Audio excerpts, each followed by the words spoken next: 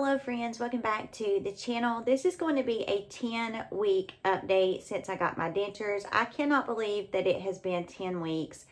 What has changed from the last video I did, we're going to talk about it. I am also going to be continuing doing my AM skincare. I've cleansed my face, put on my toner, put on my DNA repair enzyme cream, and I'm just going to kind of go from that. I will have everything that I use and that I talk about linked down in the description box. If you don't know where the description box is, beside my handle, Angela's Aging Essentials, you'll see the word more, M-O-R-E. You click on more and that description box pops down and I'll have everything listed there. Before you run off, give me a big thumbs up if you have not yet subscribed to the channel. And with that, let's jump into this 10-week update. So at 10 weeks, my gums have pretty much completely healed up. My swelling is completely gone, and I can definitely tell a difference as far as, I'm just shaking my eye cream up. I can definitely tell a difference as far as my gums have shrunken a little bit. And the way that I'm able to tell that is, I talked to you guys in my last video. I have several videos talking about my denture journey up until this 10-week point. But I think it was the last video. I will add a card up here where I talked about having to go into the dentist because my bite was off. And at the bottom where your dentures, excuse me, kind of like, I think it's called the flange. That may not be right. But the bottom of your denture. So right down here. The bottom of your denture. When I say my gums have shrunk a little bit, I could tell that my bite was getting off again, and that's due to my gum shrinking, because that part that I just showed y'all, I felt like it was kind of not really digging in to my, gum, but I could tell that something was going on. And I do not recommend that you do this, but I am a DIYer. If I can do it at home, I am always going to do it at home. It's just who I am, and I'm always going to figure out first if I can do it myself. It does not matter what it is. If I can do it myself, I'm going to. So I don't recommend you doing this. It can void your denture warranty. But if you do decide to do this, then it's going to save you a trip to the dentist. And again, I'm not telling you to do it. I'm just sharing what I do with you guys. But these nail files, and I'll have these linked down in the description. I get these from Amazon, and I really, really like them because they have enough grit to them to where they're not going to be overly aggressive, but they're definitely going to do what you want them to do. Now, I do have a Dremel, but even though the bits for the Dremel are, not aggressive, I want to be mindful using that Dremel because it is a Dremel and it's more powerful. But I like these because what I'm able to do is whenever I feel like something is off a little bit, I can take my nail file and very easily and gently, and in like the tiniest amounts at a time, just kind of hold my bottom denture and right along here, wherever I feel like it's kind of rubbing against like the indentation of my, gum right here. And I can take this and I can just kind of file. And then I have these softer ones where after I've done that, with this one, any rough edges, I can take this and kind of, buff it out and make it smooth. And that, I have done this, you guys, so many times, because if you have dentures, you can, it's easy to figure out, if your dentures are rubbing and making a sore spot, if they're digging in or whatever the situation is. It's really easy to figure it out. And it has saved me from having to run to the dentist when I can do this myself at home. And it just really cuts out those dentist appointments for me. Again, I'm not telling you to do this. I'm just sharing with you what I do. So I have done that several times, and it immediately makes all of the difference in the world. I'm still not using any adhesive. Again, I'm not against using adhesive. I just personally don't want to have to do that. If I get to where I need adhesive, I will absolutely use it. But so far, so good as far as the fit of these dentures. And this is 10 weeks in with the swelling going down, the gum shrinking at 10 weeks. So far, we are really good with our fit. I'm still eating really, really good, eating whatever I want to eat. I'm really kind of going outside of my comfort zone and eating things that I'm not necessarily super comfortable with eating just yet. You know, what does that mean, Angela? Like, we went out to dinner for my dad's 77th birthday, and I got like a pecan crusted chicken, and I was able to eat that with no problem.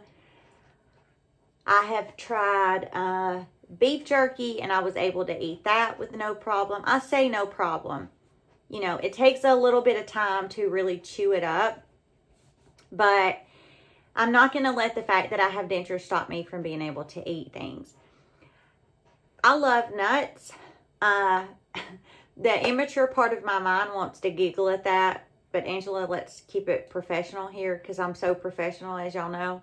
But, you know, I just love nuts. Pistachios, pecans, walnuts, cashews, any kind of nut, I love it. And I have found that I'm not able to eat like an almond or a pistachio. So what I do is those are more like harder nuts. So what I like to do is I like to eat softer nuts like pecans and cashews. Those nuts, even walnuts that are still crunchy and firm, but they're not as firm or as solid and hard as like an almond or a pistachio. And I really get my feel for, you know, that crunch. I love anything crunchy, and that has really satisfied me. I hope that I will eventually get where I can eat pistachios and almonds, but I'm still really learning. You know, with real teeth, you know how powerful the bite is and how powerful and strong your teeth are. And with dentures, it's just different. You don't really know at 10 weeks in how much pressure to put down, you know, without, you know, are you just biting into the nut? Or are you about to crack your denture? So it's just a learning curve there. And I've also figured out about maybe a week and a half ago, whenever I was eating anything, I was kind of just putting it on one side or the other in my mouth. Like I would take a bite and then, you know, your tongue kind of moves it to either the left or right side. And I found within the last week and a half that when I'm eating things, I'm really kind of letting the food stay kind of in the middle of my mouth, if that makes sense.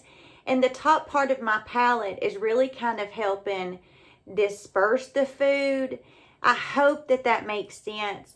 Versus just eating on the left or right, kind of allowing my top, you know, part of my denture and palate and my tongue to really kind of help me eat food and chew it up. And it has made such a difference using my entire mouth versus just, you know, the left side of my teeth or the right side of my teeth, kind of using my mouth as a whole. It has made such a big difference in my eating. I've had a lot of people ask me about my teeth, and the shade that I got is A1. And when I went to the dentist, they give you like this little,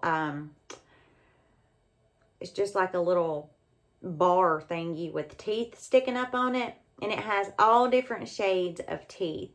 And the dentist held up 2 specific shades like by my teeth and helped me pick A1.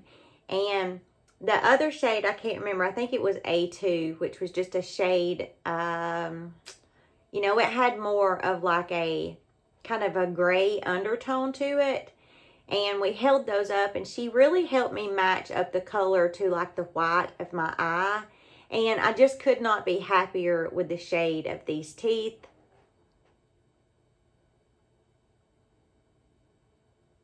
They're really beautiful, and they just, I think personally, they look really good with my skin tone and with the white of my eye. I've had several people ask me about that, so I picked the shade A1. I did not want to go Hollywood bright white. I know some people do. I didn't. I wanted my teeth to look as natural as humanly possible. And for me, the Hollywood white, like the brightest shade, was just too bright. So keep that in mind when you're going, you know, that you may want Hollywood bright, but really, really take the time to hold up that color, you know, and smile and look from all different angles. Kind of hold it up to the white of your eye. For me personally, that's just not what I wanted. So I did choose the shade A1. Two more things I want to let you guys know. One of them is, before I got these dentures, I had a lot of tooth sensitivity. So I was very, very mindful, very strategic about what I would drink, what I would eat, how I would hold it in my mouth. With dentures, it's different than teeth. With your real teeth, you have feeling in each tooth. So if you have a piece of food stuck in your teeth or a piece of parsley stuck to a tooth, you can kind of feel it. With dentures, you cannot.